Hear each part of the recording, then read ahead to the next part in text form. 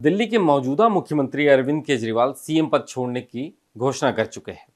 केजरीवाल ने ऐलान करते हुए कहा कि वह दिल्ली के सीएम पद से 2 दिन बाद इस्तीफा दे देंगे और अगले सीएम का फैसला विधायक दल की बैठक में ही होगा। अरविंद केजरीवाल के इस फैसले पर राजनीतिक चर्चाओं का दौर शुरू हो गया है। सवाल उठ रहे हैं, कहीं केजरीवाल को अपना यह फैसला भारी तो नहीं पड़ेगा। कुछ लोग इसे केजरीवाल की मास्टर स्ट्रोक के रूप में देख रहे हैं। हालांकि पहले भी ऐसा देखा गया है कि देश में ठीक इसी तरह कई वाकये हुए हैं। कभी भ्रष्टाचार में किसी को पद छोड़ना पड़ा तो कभी मजबूरी के चलते। कुछ राज्यों में तो एक के इस्तीफे के बाद दूसरे के सीएम बनने के बाद दोनों नेताओं के बीच मनमुटाव भी हो चुका है। फिर चाहे वो बिहार के जीतन राम मांझी का मामला हो या फिर झारखंड में चंपई सोरेन का। लेकिन यहाँ मामला अलग है। अरविंद केजरीवाल पर दिल्ली शराब नीति में घोटाला का आरोप है और सुप्रीम कोर्ट से वो बेल की बात से बाहर है। केजरीवाल इसी मामले में 177 दिनों तक जेल में रह चुके हैं और वहीं से सरकार चलाए हैं। लेकिन अब जबकि वो कुर्सी से उतर रहे हैं तो इस कदम को अलग अलग नजरियों से देखा जा रहा है। केजरीवाल ने इस्तीफे का ऐलान करके जनता का विश्वास जीतने की कोशिश की, लेकिन उनका ये कदम खतरे की घंटी भी साबित हो सकता है। अब ये कैसे खतरे की घंटी बन सकता है, आज हम इसी पर इस वीडियो में बात करेंगे। नमस्कार, मेरा नाम है अभिषेक पांडे और आप देख रहे हैं डेली लाइन। दिल्ली की सियासत फिर गर्म आ गई है। आबकारी नीति घोटाले में फंसे मुख्यमंत्री अरविंद केजरीवाल ने इस्तीफे का ऐलान कर दिया है। केजरीवाल 5.5 महीने तक तिहाड़ जेल में रहे, लेकिन उन्होंने अपना पद नहीं छोड़ा। अब जेल से रिहाई के बाद उन्होंने ये बड़ा दांव खेला है। लेकिन बहुत से लोगों का मानना है कि केजरीवाल का यह दांव उनकी छवि को दिल्ली की नज़रों में बेहतर करेगा, क्योंकि उनकी कट्टर ईमानदारी की छवि पर भ्रष्टाचार के दाग लग गए हैं। केजरीवाल कुर्सी से उतरकर किसी और को सीएम बनाएंगे, लेकिन यहां पर एक और संभावना नजर आने लगी है। दरअसल केजरीवाल ने कहा है कि वह और मनीष सिसोदिया सीएम पद की रेस में नहीं है। इसका मतलब यह है कि वह किसी और को सीएम बनाएंगे। अब समस्या यह है कि अगर कोई और व्यक्ति सीएम बन जाता है तो फिर वह अपने पद से हटना नहीं चाहेगा और इसका नतीजा आपसी मनमुटाव और टकराव से होते हुए अलगाव तक जाता है। अब से लेकर दिल्ली में जब विधानसभा का चुनाव होगा तो नया मुख्यमंत्री भी फिर से कमान संभालना चाहेगा और फिर से इसी आधार पर चुनाव भी लड़ेगा।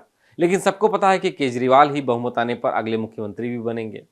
कई राज्यों में देखा गया है कि किसी मुख्यमंत्री को पद से हटने के बाद उससे वही रुतबा और अपनी कुर्सी पाने में मशक्कत करनी पड़ी है। बिहार और झारखंड इसका जीता जागता उदाहरण है। बिहार में नीतीश कुमार ने जीतन राम मांझी के लिए अपनी सीट खाली कर दी थी, लेकिन बाद में दोनों के बीच में काफी सियासी संघर्ष देखा गया। इसी तरह झारखंड में भी हुआ। यहां पर हेमंत सोरेन ने मुख्यमंत्री पद चंपई सोरेन को दे दिया, लेकिन बाद में जब हेमंत सोरेन की वापसी हुई तो झारखंड मुक्ति मोर्चा में खूब उठापटक हुई। इसका नतीजा ये हुआ कि चंपई सोरेन बागी हो गए और आज भाजपा के साथ। ऐसी दिक्कत एक बार दिल्ली में पहले भी आ चुकी है। यह पहली बार नहीं हुआ है कि जब दिल्ली की सत्ता संभाल रहे किसी नेता को भ्रष्टाचार के आरोप में घिरने के बाद पद छोड़ने के लिए मजबूर होना पड़ा। इससे पहले दिल्ली के दिग्गज नेता रहे मदन लाल खुराना को भी साल 1996 में दिल्ली के मुख्यमंत्री के पद को छोड़ना पड़ा था। उस समय खुराना और बीजेपी के तत्कालीन अध्यक्ष लालकृष्ण आडवाणी जैन हवाला केस में घिरे थे। विपक्ष ने भ्रष्टाचार के मसले पर घेरा तो जनवरी 96 में आडवाणी ने बीजेपी अध्यक्ष का पद छोड़ दिया और बेदाग साबित होने तक चुनाव नहीं लड़ने का ऐलान भी कर दिया। उसके बाद खुराना पर भी प्रेशर बन गया और उन्होंने भी सीएम की कुर्सी छोड़ दी। बाद में 2 साल तक साहिब सिंह वर्मा दिल्ली के मुख्यमंत्री रहे, लेकिन विधानसभा चुनाव से ठीक पहले प्याज की महंगाई ने वर्मा की कुर्सी भी छीन ली। साल 1998 में दिल्ली की पहली महिला मुख्यमंत्री के रूप में सुषमा स्वराज मिली। सुषमा स्वराज सिर्फ 52 दिनों तक ही मुख्यमंत्री रह पाई और चुनावी नतीजे आए तो बीजेपी बुरी तरह हार गई। साल 1993 में जिस बीजेपी की 49 सीटें आई थीं, 5 साल बाद एंटी इनकम्बेंसी की वजह से सिर्फ 15 सीटों पर सिमट गई। जबकि 1993 में 14 सीटें पाने वाली कांग्रेस 1998 में 52 सीटों तक आ गई और शीला दीक्षित के नेतृत्व में कांग्रेस की सरकार बन गई।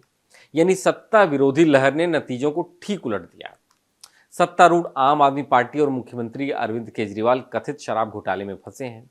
सीएम से लेकर तत्कालीन डिप्टी सीएम और अन्य बड़े नेताओं को जेल तक जाना पड़ा है। हाल ही में बड़े नेताओं की रिहाई तो हुई है, लेकिन भ्रष्टाचार का नैरेटिव अभी भी खत्म नहीं हुआ। मतलब साफ है कि मुद्दों पर दिल्ली की जनता खुलकर अपना निर्णय सुनाती रही है। इस समय केजरीवाल पर भ्रष्टाचार का आरोप है, तो ये भी समस्या है कि दिल्ली की जनता इसी मुद्दे पर वोट करे और आम आदमी पार्टी को संकट का सामना करना पड़े। इधर लोगों में भी जल संकट को लेकर, साफ सफाई को लेकर और विकास कार्यों को लेकर के आम आदमी पार्टी की सरकार से नाराजगी है। इधर अरविंद केजरीवाल भी लगातार जेल में रहे हैं, तो दिल्ली में तमाम विकास के काम ठप पड़े हुए हैं। केजरीवाल सरकार को तमाम चुनौतियों से न सिर्फ जूझना पड़ रहा है, बल्कि अपनी छवि भी बरकरार रखना पड़ रहा है।